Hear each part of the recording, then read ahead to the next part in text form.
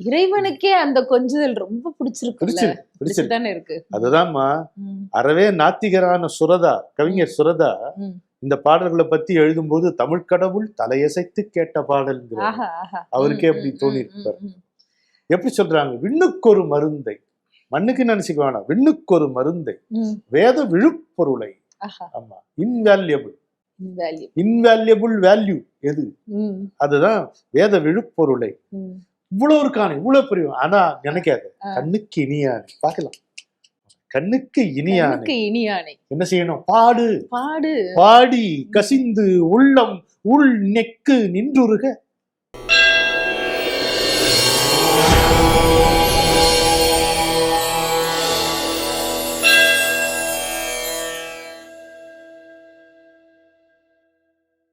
உள் நித்தில நகையாய் இன்னம் புலர்ந்தின்றோ, வண்ண கிளிமொழியார் எல்லாரும் வந்தாரோ, எண்ணி கொடுள்ளவா சொல்லுகோம் அவ்வளவும், கண்ணை தொயின்றவமே காலத்தை போக்காதே, விண்ணுக்கு ஒரு மருந்தை வேத விழுப்பொருளை, கண்ணுக்கு இனியானை பாடி கசிந்துள்ளம் உள் நெக்கு நின்று உருக யாமாட்டோம், நீயே வந்து எண்ணி குறையில் துயிலேலோர் எம்பாவாய். தெய்வத்தமிழ் டிவி நேயர்களுக்கு அன்பு வணக்கம். வணக்கம். மகிமைகள் நிறைந்த மார்கழி மாதத்தினுடைய 4ஆம் நாள் இன்றைக்கு. மாணிக்க வாசகர் அருளி செய்திருக்கக்கூடிய திருவம்பாவையிலே இன்றைக்கு என்ன பாடல், நீங்களே சொல்லுங்களேன். இந்த தோழிமார்கள் எல்லாம் இன்றைக்கு என்ன சொல்லி வம்பிழுக்கிறார்கள்? போன பாட்டுல முத்தன்ன வெண்ணகையா, இப்போ ஒள் நித்தில நகையா. ஆஹா, இங்க நித்திலம்னாலும் முத்துத்தான், முத்துதான், ஒளி பொருந்திய முத்து போன்ற பல்லினை உடையா. இப்ப அவ தூக்கம் கலையுது. அதனால ஏன்பா இன்னும் விடியலையா உனக்கு தான் கேள்வி, முத கேள்வி. ஏமா இன்னும் விடியலையா அப்படின்னு கேட்டா அவளுடைய அந்த தோரணைய பாருங்க. சரி, கிளி போல பேசுவாங்களே அவங்க எல்லாருமே வந்தாச்சா, எல்லாருமே வந்தாச்சான்னு எண்ணிக்கிட்டோமா, எண்ணி பார்த்துதான் சொல்றோம் எல்லாரும் வந்திருக்காங்க. பாரு, நீ தூங்கிட்டு இப்படி வீணா காலத்தை போக்காது. உடனே அவ மறந்து போயிடுறா, தாங்க வாசல்ல நிக்கிறது மறந்து போயிடுது, நேரா சிவனுக்கு போயிடுறாங்க.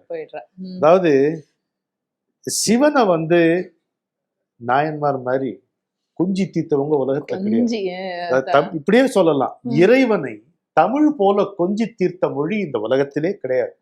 இனி அது அப்படி ஒருத்தர் பிறப்பதற்கும் வாய்ப்பில்லை அப்படின்னு சொல்ல. இறைவனுக்கே அந்த கொஞ்சுதல் ரொம்ப பிடிச்சிருக்கு. அதுதான்மா அறவே நாத்திகரான சுரதா, கவிஞர் சுரதா இந்த பாடல்களை பத்தி எழுதும்போது தமிழ் கடவுள் தலையசைத்து கேட்ட பாடல் அவருக்கே அப்படி தோணி இருப்பார். எப்படி சொல்றாங்க, விண்ணுக்கு ஒரு மருந்தை, மண்ணுக்கு நினைச்சுக்க வேணாம், விண்ணுக்கு ஒரு மருந்தை, வேத விழுப்பொருளை, ஆமா இன்வேல்யூபிள், இன்வேல்யூபிள் வேல்யூ எது, அதுதான் வேத விழுப்பொருளை. இவ்வளவு இருக்கானு, இவ்வளவு புரியும், ஆனா நினைக்காது கண்ணுக்கு இனியானே. பார்க்கலாம், கண்ணுக்கு இனியானே என்ன செய்யணும், பாடு பாடு பாடி கசிந்து உள்ளம் உள் நெக்கு நின்றுருக மாட்டோம். இது வரைக்கும் சிவன் இருக்காரு, அதுக்கப்புறம் இங்க வந்துட்டாங்க, வந்தாச்சா எல்லாரும் யாமாட்டோம், நீயே வந்து எண்ணிக்க.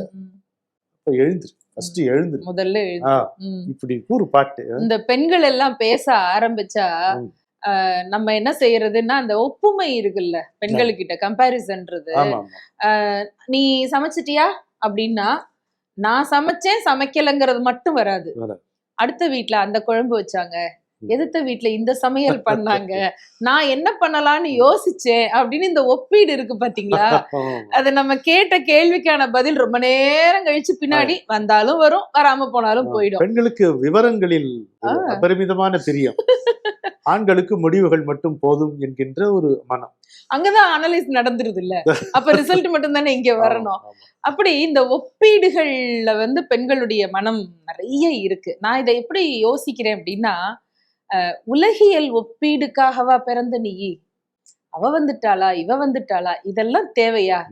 உனக்கு வேண்டியது என்ன, நம்ம போய் அவனோடு ஒன்றுவதுதான். அந்த ஒன்றுதலுக்காக உன்னைய நாங்க ஆன்ம சாதனைக்காக அழைக்கின்றோம். நீ சின்ன பிள்ளை மாதிரி எதிர்த்த வீட்டுக்காரி வந்தாளா பக்கத்து வீட்டுக்காரி வந்தாளா அப்படின்னு கேக்குறியே, அது மட்டும் சொல்லி அவளை வந்து குற்றம் சொல்றதோட நின்னுட்டா பரவாயில்ல, அது ரொம்ப சாதாரணமான செய்தியா போயிடும். அப்ப இந்த தோழிமார்கள் என்ன சொல்றாங்க, நாங்க வந்து கண்ணுக்கு இனியானை நினைத்து நாங்க பாடிக்கிட்டு இருக்கிறோம், பெரிய வேலையில இருக்கிறோம். எப்படி நான் முக்கியமான ஒரு விஐபியோட பக்கத்துல உட்காந்துருக்கேன் அப்படின்னா அதைத்தானே நம்ம பெருமிதமா சொல்லிக்குவோம் வெளியில எல்லார்கிட்டையும். அப்படிதான் சொல்லிக்குவேன், நானும் அப்படிதான் சொல்லிக்குவேன். இப்படி முக்கியமான விஐபியோட உட்காந்து நம்ம திருவம்பாவை பேசிக்கிட்டு இருக்கோம் அப்படிங்கறது அவ்வளவு பெருமிதமா சொல்லுவோம். அது மாதிரி நாங்க விண்ணுக்கு ஒரு மருந்து வேத விழுப்பொருளை கண்ணுக்கு இனியானை பற்றிய அந்த சிந்தனையில நாங்க திளைத்து கொண்டிருக்கிற போது ஊர்ல இருக்கிறவெல்லாம் வந்தாளா போனாளான்னு கேக்குறியே, இதெல்லாம் என்றதா எனக்கு வேலை, நீ முடிஞ்சா வந்து எண்ணிக்க, எந்திரிச்சு வா முதல்ல வெளியிலன்னு முடிச்சுட்டு அழகா இருக்கு. எனக்கு உங்க கூட பேசும்போது இந்த பாட்டை பத்தி இன்னொரு எண்ணம், இந்த வெளியில நிற்கக்கூடிய பெண்கள் எல்லாம் யார்? அவளுடைய தோழிகள் சொல்றோம், அவளுடைய தோழிகள் நான் இப்படி பாக்குறேன், இவை எல்லாமே அந்த தூங்கி கொண்டிருக்கின்ற பெண்ணுடைய எண்ணங்கள், எண்ணங்களுடைய உருவகமாக இந்த பெண்கள் வருகிறார்.